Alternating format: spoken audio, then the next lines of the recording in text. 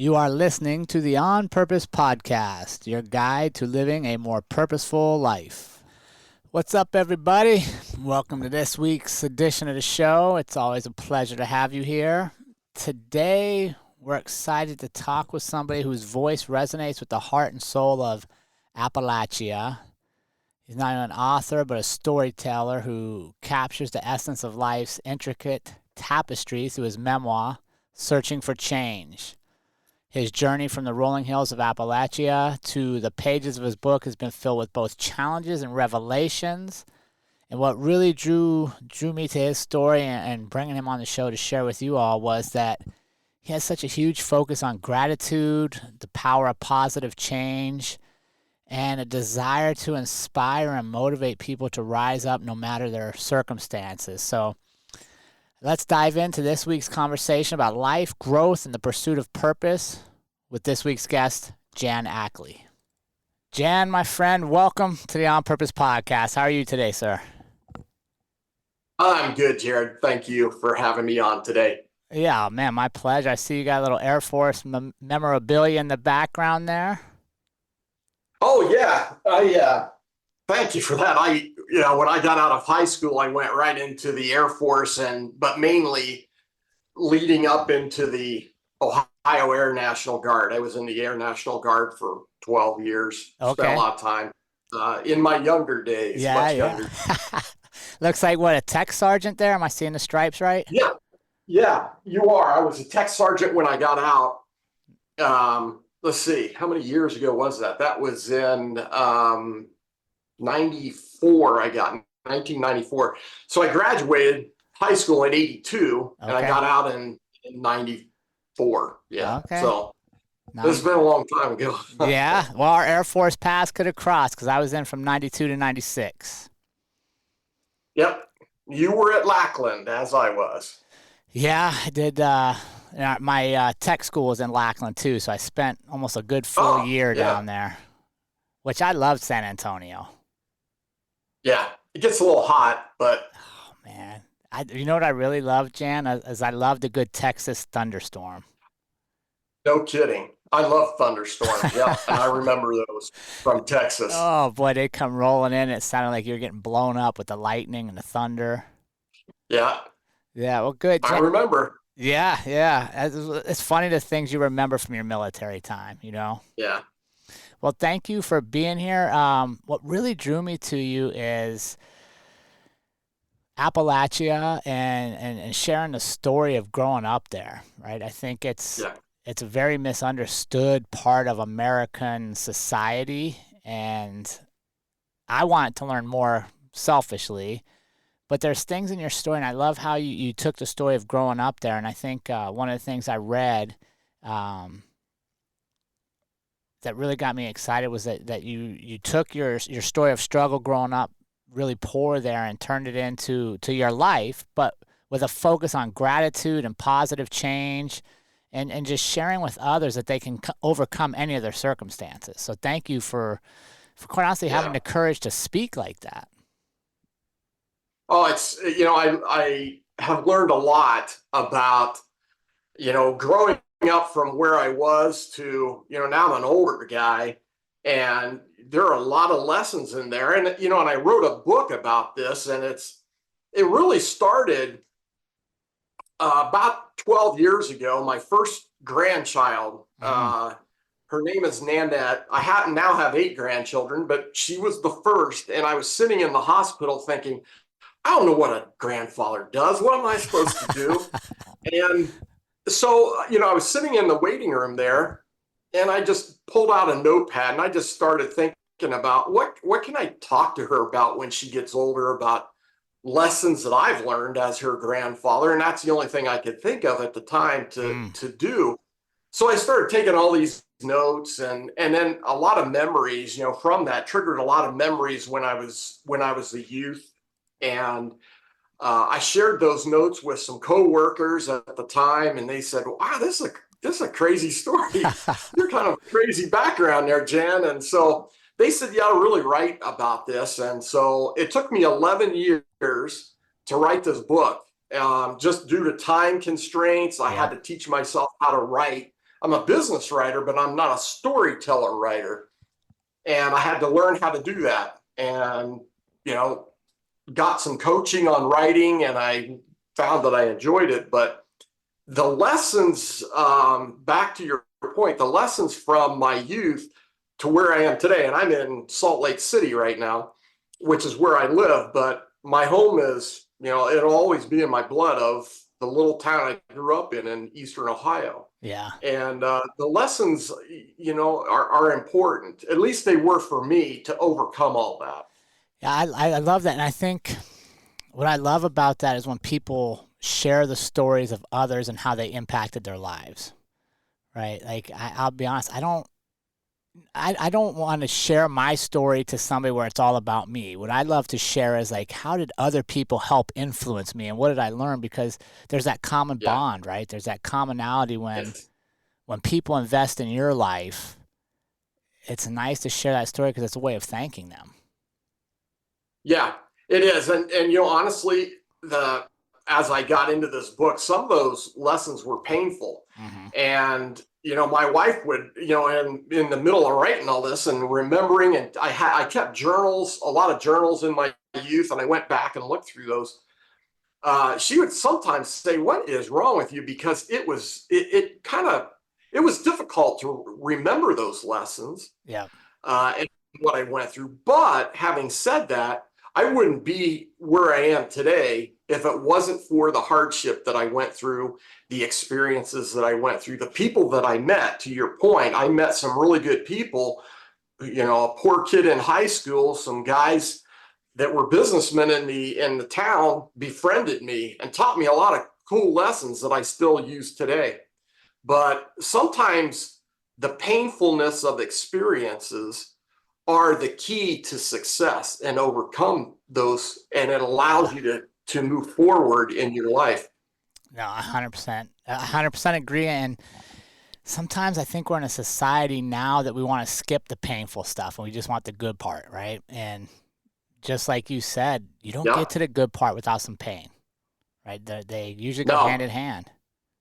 It's the ticket, as I like to call it. Going through hardships and adversity, it has a lot of there are a lot of outcomes from that. It makes a person more confident because they overcame, helps them to think. I got to, when I was a kid, a little kid is like, I don't have any money to buy a pop, and that's what we call it in Ohio, pop soda. Yeah. And so I like pop, but my mother didn't have any money. And so I'd go around figuring out, okay, I'm going to look for pop bottles. So I'd go around looking for whatever I wanted. I had to figure that out. And it blessed me with that mindset. And so the ticket of hardship also provides, at least for me, empathy for others. I know how that feels. I know what that person's thinking if they're in a similar situation, and it builds empathy for others. And instead of judging and being harsh, and it's an empathetic result of going through all of that. Oh, man. Yeah, I'd like to explore that a little more here in a second. But before we get too into our heavy lifting here, Jan, I got to warm you up. I like to think we got to have like a little quick rapid fire warm up just to let the community really know what's going on behind the scenes here. You ready for this? Yeah, let's do it. All right. First question, Jan. Coffee or tea? I don't drink either. What? I'm a coffee or tea guy. I'm a Diet Coke guy. Oh, man, I might have to add a third option. Coffee, tea, or soda? Oh, you call it pop. Or soda. Yeah, we called it soda. I call it pop. Yeah. Now, if you're in Texas, one thing I learned when I was in the military in Texas, everything's a Coke. Coke. They're all Coke. It's Coke. And then what kind of Coke do you want? You want a root beer? You want an orange? So anyway, It was different. But anyway, it's pop. And I'm a Diet Coke, and Diet Pepsi's okay too. All right. Favorite combination meal, brunch or dinner? Brunch. All right. What's your favorite part about brunch? Because it usually involves waffles or pancakes. Perfect. I love that syrup. one. It's syrup, yeah. You can wash down your pancake syrup with Coke, Diet Coke. That's- All right, sunrises or sunsets? Sunsets. Why? Sunsets tend to be much more beautiful. I'm looking to the west out of my window here. I'm up on a mountain, and the sunsets here are magnificent out here in Salt Lake City. So, yeah, sometimes I'm tired in the morning and I don't pay attention, but at night I'm geared into that.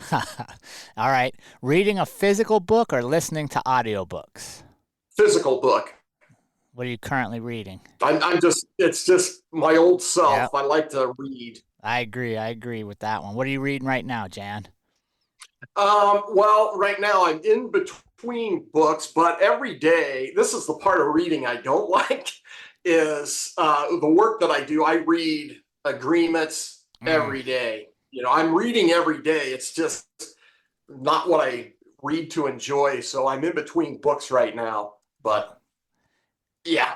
All right. You got to get your mind right, Jan. There's something going on. You got to figure this out. Do you go silent or do you put in some music? Let me think about this one. I tend to go silent. And I need to put myself in a quiet place too, not just, I'll get out of this. This is my office. I'll get out of here, go into the living room, and it helps me to kind of think. All right, I love it. How you feeling? You warmed up, Jan? I'm warm. Appreciate it.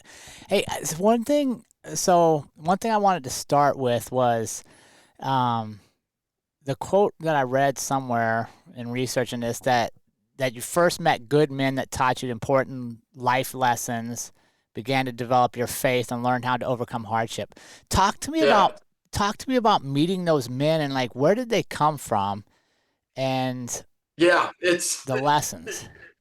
Yeah, and so there are several lessons. One of them is meeting these. There are two guys that I met. I was 17 years old, and I met them I started going to a church up the road from where I lived, and just started going. My mother started to go, and so I started to go to this church, and there were all sorts in the congregation. There were people like me, like my mother, very poor. Then there were middle class, and then the wealthier folks. And there were a couple of guys in there, one of which was a wealthy businessman in town. And then another one was a truck driver.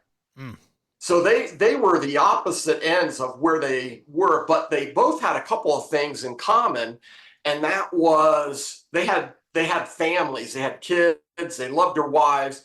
And I grew up without a dad around much, and so I remember watching them, and I thought, man, and other men in there, and I thought there are good men out there. And my mother would always tell me when I was young, don't ever trust men, never trust a man, never trust a man. And I thought it was funny because I would grow up to be one, and she would kind of say, you don't count, right? Because you're going to be good, but don't trust men. And so I kind of grew up with that mentality. And in the church I was at, there were good men in there, and it was kind of refreshing. Well, the lesson from that was I got a call from this truck driver guy in church, and his name was Larry. Larry called me on the phone one time, and he said, "Hey, would you come and help me? I want to visit some people." And I didn't know Larry very well. I thought he was an okay guy, but I thought, well, and this is my brain, my background brain. Do people owe him money and wants me to help him collect or something? I was a little nervous about it all. Right. But he drove up. Finally, I said yes, and he drove up to pick me up in his truck. And I remember opening the truck up, and the truck smelled clean, and the ashtray had never been used.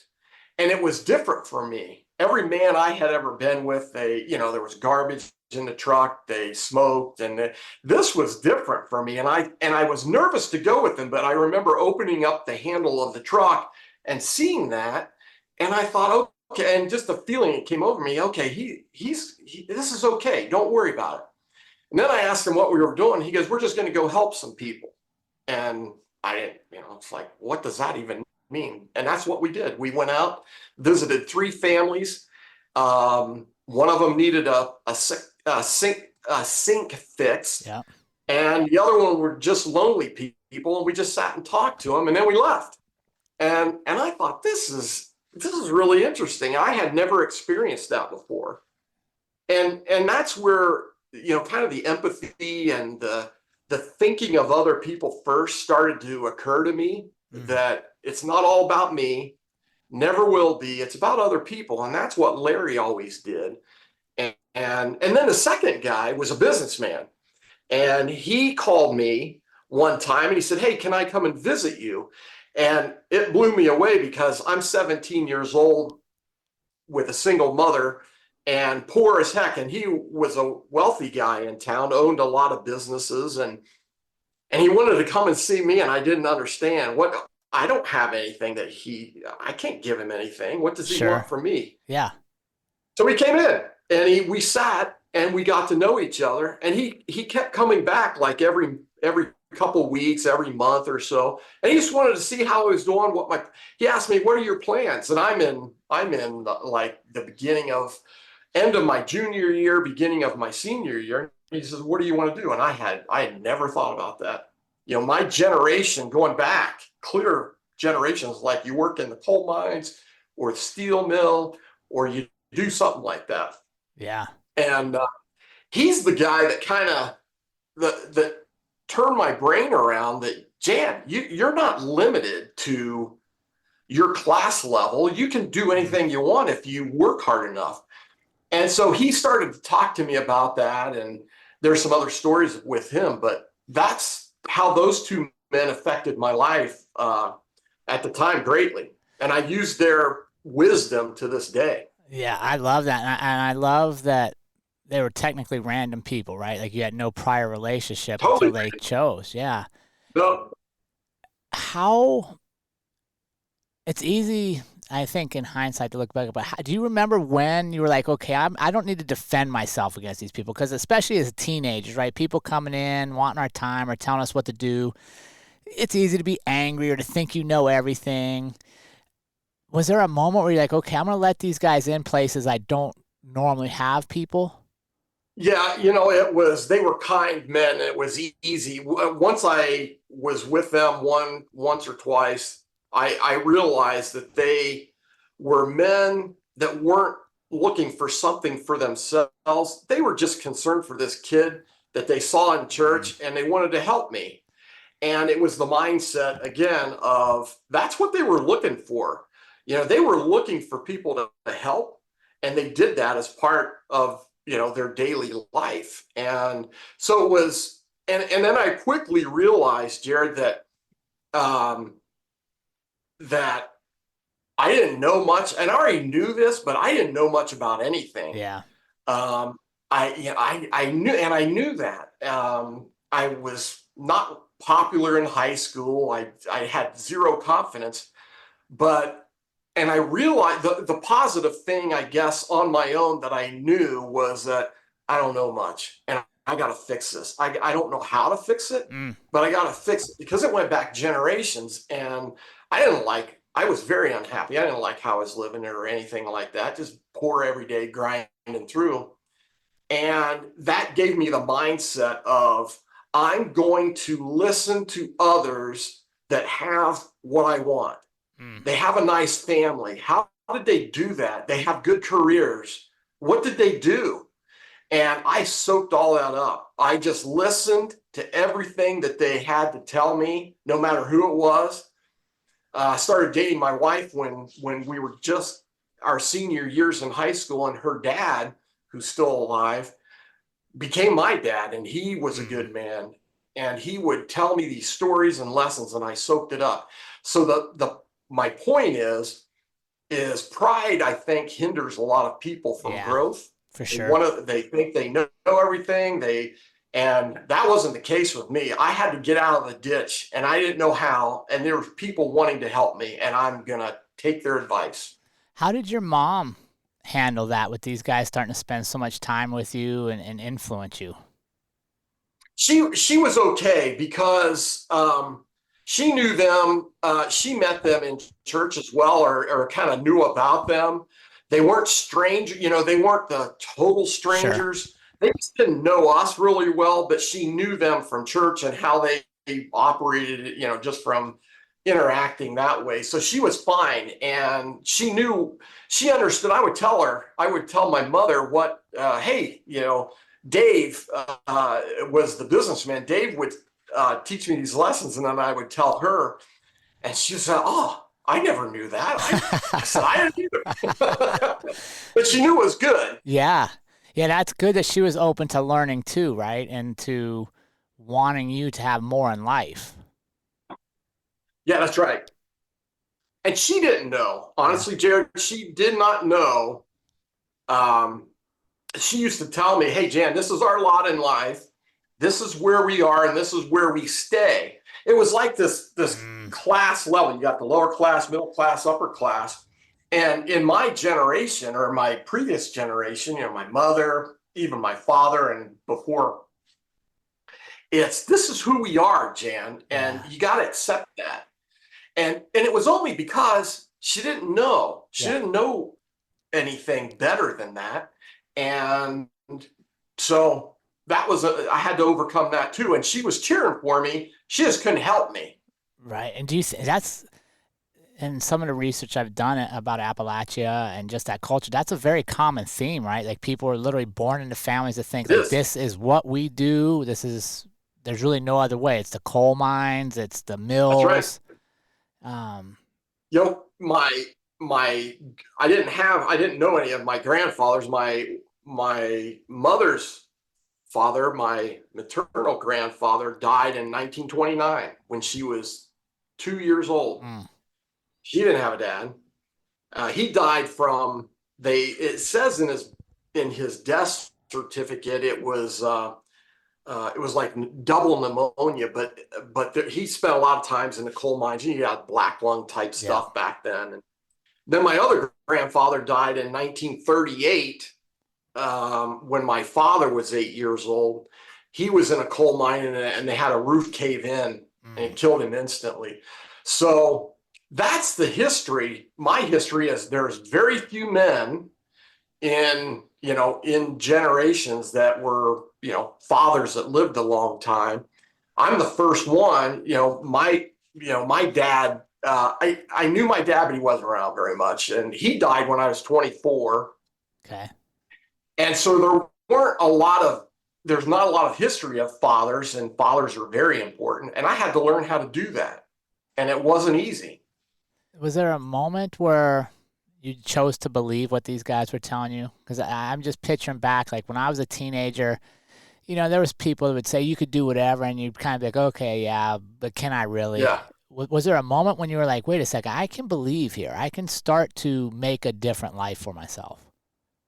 Yeah, and it was around probably when I was 18, after being around them for a little bit. And then I started talking to my future father-in-law at the time, and it wasn't like this flipping of a switch in my head, but it was a process of believing that I could do more. And then it became um I had to, they could tell me anything they wanted, and it was very helpful.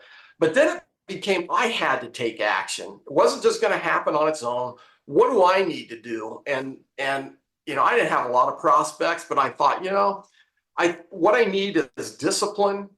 I need to learn a lot of things, confidence. Yeah. And so I joined the military, and it was the best thing for me at the time, because when I went to Lackland in basic training, I saw stuff that I had never experienced in my life.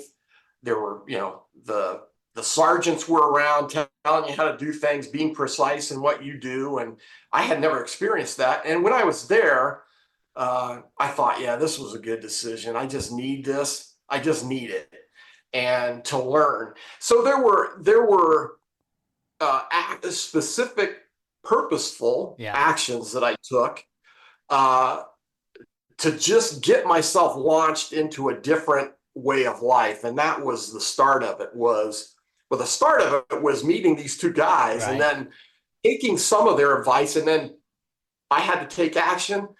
And the thing that I've learned, Jerrod, is when you make a decision, and it's going to be, you need to make decisions that are painful, that will stretch you to the point that it hurts. The businessman, David, he told me that one time. He said, if you're not doing something that makes you incredibly uncomfortable, then you're not fulfilling your capacity of what you could be. So you always have to do something that you're not going to like it. It makes you very uncomfortable, but you know it's a good thing to do. And so I took that and I went into the military. Yeah. And did that for 12 years and, went to college. I didn't know diddly about, oh my gosh, I didn't know math. I had to start there's a whole story in my book about this. I went to Ohio State and I got declined to go in. My ACT score was, I don't even know if there's a worse ATC score I've ever heard of. But I had to take, they finally said, okay, go to this branch campus and you have to take 7th grade math. So I had to start junior high math and go up and talk about uncomfortable. It is incredibly uncomfortable to go to college when nobody has ever gone to college in my family. My brother went and I went, and that's it. And so I stretched and it was painful, but I got through it and I learned a lot from Ohio State. The Ohio State, right? The Ohio State. That's the middle one right there. There you go. Yeah. I just want to, before we move on from this part of the conversation, I want to talk about the importance of men mentoring men. Yes. And how, I just urge our community out there, if you're a man and you see young men just like yourself, or like in my case, like I put in my book, the men that just stepped into my life that had really nothing to gain by helping me, but they changed my life. Step forward. Don't look past that troubled kid that's maybe sitting in the corner, that's maybe excluding themselves because they lack confidence or they don't know there's a different life available. That's probably the most important topic in my book is about men and fathers. Yeah. And there are those kids. I wouldn't have reached out. I wouldn't have reached out because I didn't know. I didn't have confidence to reach out to some of these guys. I didn't have anything to offer. Yeah. And so it's important that you keep your antennas up. If there's a young man out there that, especially if they're in a single parent household, or not, it doesn't matter, but it's important if you see a young man out there that could use some help, confidence building. And you said the word is mentorship. Yeah. It's a mentorship. I write some statistics in my book about young men and men that grew up without fathers.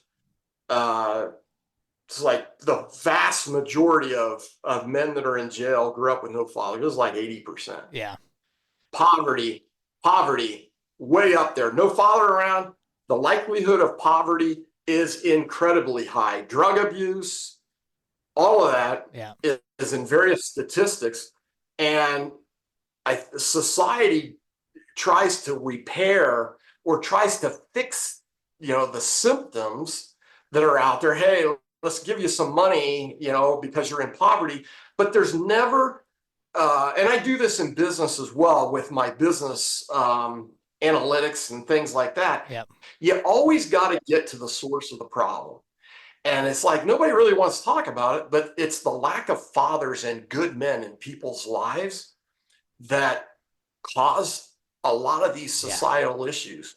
I'm a statistic that wasn't. I should have died a long time ago. Yeah. which a lot of these men without fathers, they have shorter lifespan because of drug abuse and crime and things like that. I should be a statistic. And I, as I was writing this book, it's like, why was I not a statistic that's up there, 80%? And that's what that book outlines. But it starts with good men to take you under their wing, family men that know how to treat their wives kindly, and they love their family. I was drawn to that. Yeah. I didn't have that, but I was drawn to it because I saw people that were living the life that I didn't know how to get there, but I saw them do it, and they were examples. Yeah, no, I 100%. I 100% agree with that. And what I really liked about that, you sharing that, is that they showed up repeatedly, right? They didn't come once and Yes. expect it to work. Like, they knew Right. you got to build bonds with kids, and especially in today's Yeah. world, if I push you away, if I'm a teenage male and I push you away, a lot of times I'm testing you to see if you're going to come back, because a lot of people have quit on me in my life, right? A lot of people have just let me slide by instead of investing in me. So it's that test, right? And that's what I always tell people that I meet, or that I encourage them to look at their circles. If you're meeting somebody today, there's a reason you met them. Yeah. Right? Like, it just doesn't happen for no reason. It's so true. Larry, the truck driver, he called me and said, "Hey, I want to go help some people." And I said, "No." Yeah. Because I didn't know him. I was nervous, right? I was Right. 17-year-old. I don't know what he wanted. And he called me again, like a couple weeks later. "Hey, just checking your schedule. You want to go with me this time?" And I said, "No." Yep. For sure. And then he called me a third time. And that's when I went. I said, "Oh, he's never going to stop calling me, so I better just go." And but it's to your point. Yeah. I know how it feels. I know what it's like to be that young kid, you just don't know. You're afraid. You don't have confidence. You don't know what that guy's going to do. But you allow yourself, through the repeated efforts of the person that's reaching out, to give yourself a chance just to get to know him. And that one single move was the best thing that I had happened to me in my life up to that point, was just going on that visit with this guy and seeing what he did. He didn't want anything from me. Yeah. He just wanted me to go with him. And we talked to some elderly people, and, hey, and he would say, "Hey, do you need anything here? Do you need me to go get you some groceries? Do you need me to," he was a big deer hunter too. And he would, these are on subsequent visits, but he would pack this deer meat and he would go hand it out to people that he thought needed some deer meat or food and things like that. And it was like, this is really cool. And I would have never known had I not gone with him. Yeah. No, it's amazing when we look back at our lives, how it's small decisions and it's small moments that really shape the trajectory of our lives. So true. Right? It's like a door hinge. You get a door hinge on a big gate. It seems small at the hinge side, but the gate itself, it opens wide. And you're exactly right. It's these, and I think about that a lot. I think about, if I hadn't have done that one little thing, what would be my life? What would my life be like? Yeah. It's scary to think, honestly. If certain things, small things, didn't happen to me, I wouldn't be here. Yeah. And it scares me to think about all the tiny little things that changed everything. Yeah, and I think that's such a great lesson for our community and for people just in general, is it's usually not the big moments that define our lives, right? Like, we want to sit back and kind of just go through the motions today, waiting till I get to that next big thing, or wait until I meet this superstar, this person has status. And we miss that it's these little moments every day that shape your life. And quite honestly, you're exactly right. That's what you're going to remember. At your deathbed, you're going to remember a bunch of these small little moments. Right. And sometimes we want to get past those. We want to rush through it to get to a destination. It's this journey we're on. Yeah. One thing I like to do from these lessons is, and we talked about this earlier about, Jan, do you like to listen to music when you think or quiet? Hmm. The reason I said quiet is I learned a valuable lesson that I was taught and this is from my father-in-law, actually, when I was very young. He told me one time, he said, um, you need to take quiet moments and evaluate yourself every now and then. And he said, it's easy to think about your strong points, what you do well, things that that are going well in your life. And it's okay to think about that, but the more important lessons are think about where you need to improve and what are your weaknesses. And those little decision moments come out of that where I do this often. I'll sit back and think, okay, what can I improve upon? And it could be a lot of different things, but making these little changes, nothing dramatic, little changes that increase happiness, thinking of others first, make these little changes, and it has a profound impact on your life because you make yourself better. And when you're at your best, you can help people Yeah. and show them the way. And whatever that need is, you can be there because you're at your best. Yeah, absolutely. And I like that, taking a moment and sitting, because it puts you where you are presently, right? Gets you out of this habit we have of looking back so much that we're feeling regretful, or man, I shouldn't have done this. I Yeah, wish. And it keeps us from looking too right. far forward where we're anxious and like, oh man, there's so much. When we're present is where you find your happiness. It is. And it's important to take that time. The world is so noisy. Well, Yeah. I don't know if I could be a youth growing up in today's world. It's so noisy with, everything is online and messages are all over the map. And it's like, how do you sort through this? Well, part of it is you take that time to disconnect everything and you'll listen to your conscience. You think about yourself and how can I be a better person?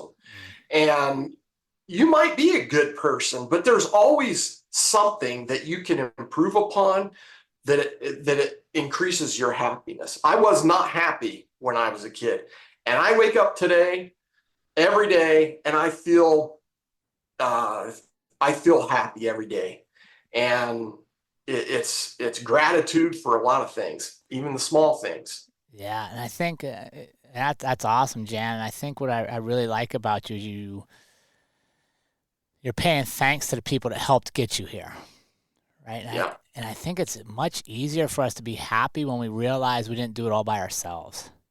right.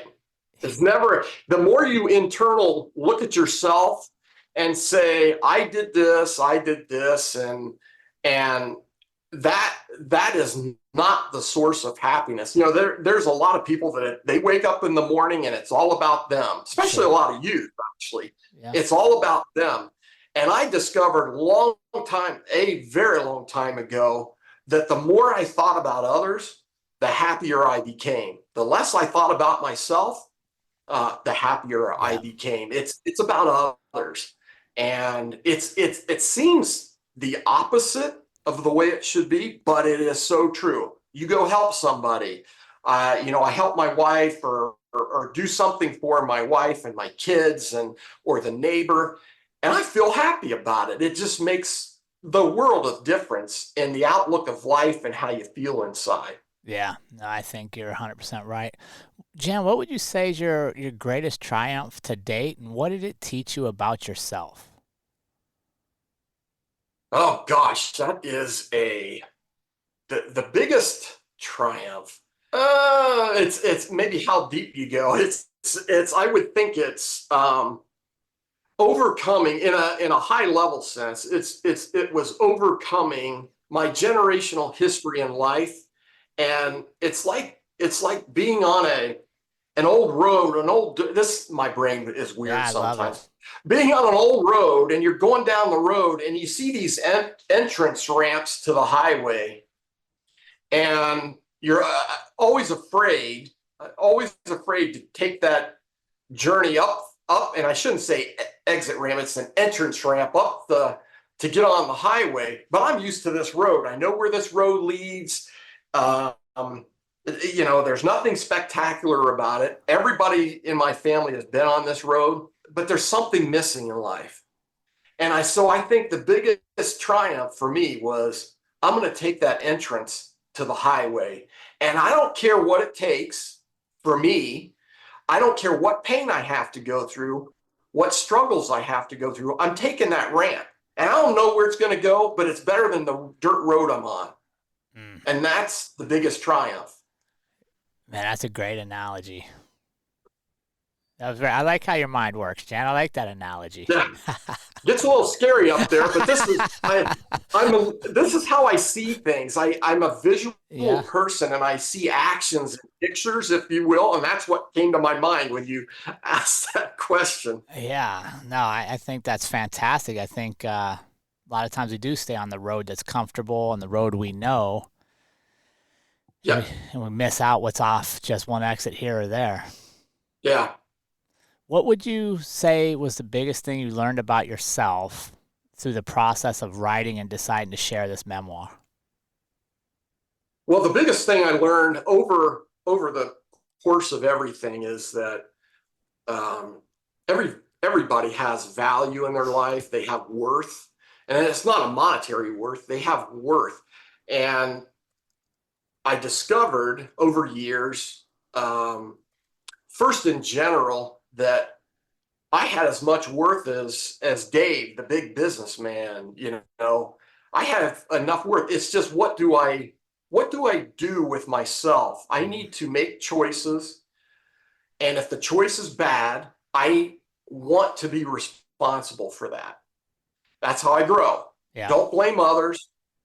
Don't blame anybody.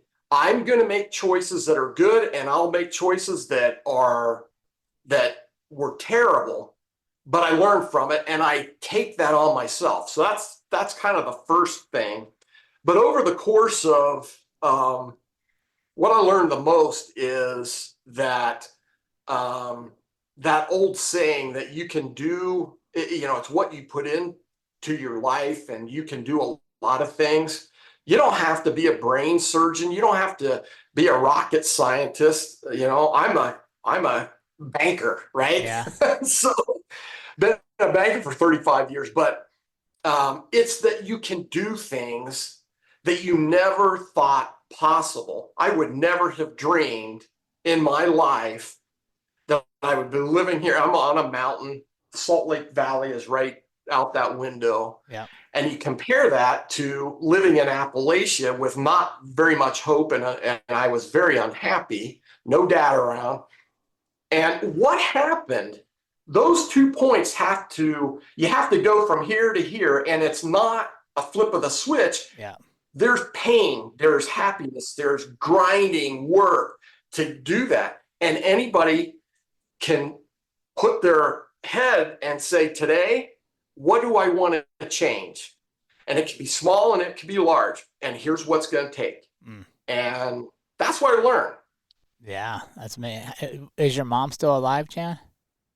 No, she died 2 years ago. Okay. Actually, it's almost 3 years ago. She was 94. She grew up without a dad. Yeah. She grew up in an orphanage. Yeah. And then a foster home, because this was in 1929. It was like 3 months after the what is it called, Black Friday? Yeah, stock market crash. Stock market crash that sent the country into the depression. It was at the beginning of that. That's when her dad died, and her mother had 5 children, and she couldn't take care of them, so she dropped them off at the doors of the orphanage. How was? So she didn't see your book then? She was gone before the book came out? She was gone before my book came, but I did, part of writing the book, I sat with her. Nice. And have her recording. It is like hours of recordings of me asking her questions, which I'm so glad I did, because I got a lot of information, way before I was born, of the hardship she went through, and that's in the book as well. What'd she think of you when you told her you were going to write this book? What'd she say? She was happy about it. And I wish I'd have finished it before she died, but yeah, she was happy about it. And I told her, I want to get this accurate. I want to know about you when you were a child. And I knew many of the stories, but I didn't know the detail. And I got a lot of that. The thing that she was more proud of was she never got remarried. My mother and father were divorced when I was like 2, late, almost 3. And I don't remember my dad being, in the house or anything. She never got remarried. And she told me as a kid, I have 2 siblings. Yeah. She told us my goal in life is to raise you to be as successful as you can. And she was always there. I knew where she was either working or at home. And there was no deviation from that. So there was no uncertainty. So while she lacked a lot of, Jan, here's how you go and be a businessman and things like that, which she didn't know. Right. What she taught was stability. There's an importance in stability in life as a base, and it's very basic. Yeah. And she provided that. What did your siblings think about the book? What was their reaction? Yeah. So they were okay with it. They were okay with it. Most of my book is, there are things that experiences we shared as children. And then the book picks up about, when I'm in high school, it really gets into the meat of a lot of things when I'm in high school and experiences that I had and getting married and all of that, which they don't know a lot about. Sure.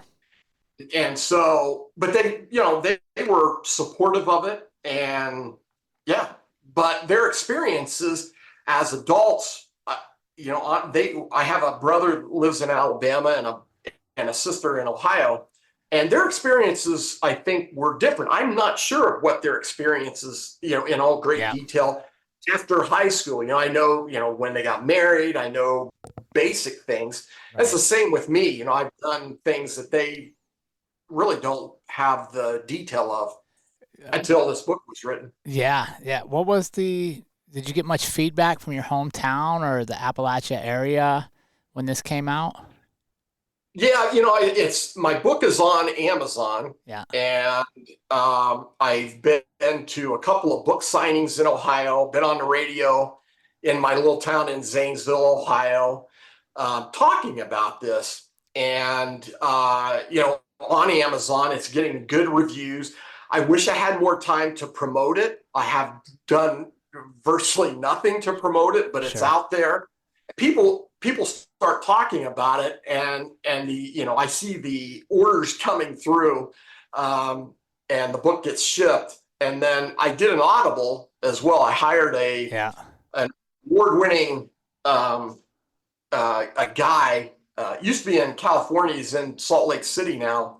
He's an actor and things like that, but I didn't know that half of his business was doing Audible for books, reading books. And so he did that and did a very good job. So my long-winded story is you can listen to it if you don't like. I like as we spoke, I like to read pages, but other people like to listen in their car. It's out there for that.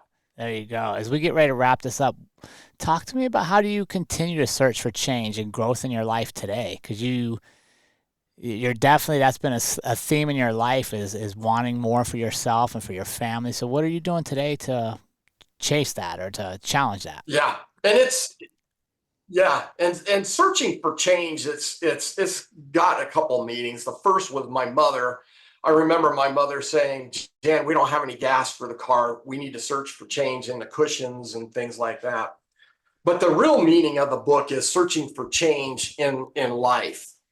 And so it's an important question you ask. It doesn't stop at a certain age. I'm always trying to find out what I can do to be better, whether it's my work, how I treat people, being aware of my surroundings. If there's somebody that I see that I could feel comfortable comfortable going up and help.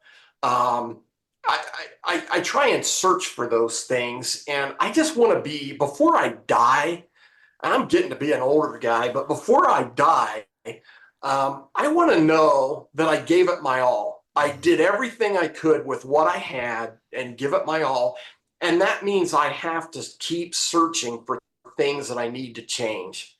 And that's never ends. No, that's amazing.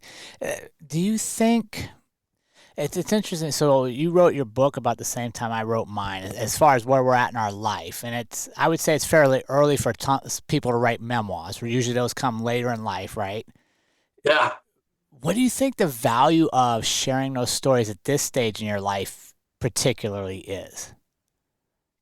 Well, I think the reason it's usually with people that are older is there are so many lessons over the course of a lifetime. I have an unusual background. With where I came from. Some of the stories in there, you'll think, is that really true? Yeah, oh yeah, they're all true in that book. Right. And it's a hillbilly thing, right? And so, knowing what I know now, it's a different lens. And this is my weird brain working. I see the lens that you see the world in is so much clearer with experiences and wisdom built in. All the trials, all the overcoming, all the adversity. I had to get through that. And that's only done over time. So the world I see through my lens now is a lot different than the world I saw when I was a young high school kid. That lens was really small and it encompassed my little town and didn't know a lot. The lens that I see now is a very broad view of the world, empathy for others, thinking of others, and trying to be better every day. But that only comes with experience. And that's why a lot of old people write these memoirs. I just wrote the book for my children and grandchildren. I don't know much about my dad's background. I know a little bit, but I never had a meaningful conversation with him. And I didn't want to be that dad. I have 5 children, 8 grandchildren, and I want to be somebody that lived the best that they could with what they have, faults and all, got plenty of them. Yeah. But I wanted to tell these stories to my kids and grandkids so they wouldn't be lost. And that only comes with age. Yeah, but I think you're in a sweet spot, and at least that's what I think about my life too, right? Is by sharing these stories now instead of waiting till I'm in my 70s, or by sharing them now, I can see the impact they create, right? I can also share earlier in my life to everybody that their story too matters. And that you can share your story because somebody out there is going to need to hear your story. Like somebody today wants to hear from Jan. But the sooner Jan gets confident sharing his story and finding value in the story, the better off we all are. It is true. And this book covers a lot. I was abused as a child by a family friend, so I know what the abuse is. I know what poverty is, and you don't have to go through all that to kind of have an understanding of it. But for me, it just helps me to share these stories, and if somebody's in a similar situation, to be there and be empathetic and listen. And I share these stories.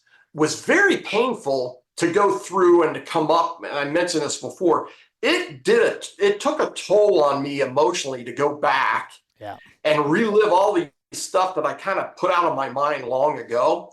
But it's important that they be out there for others to gain, maybe something little, maybe something big.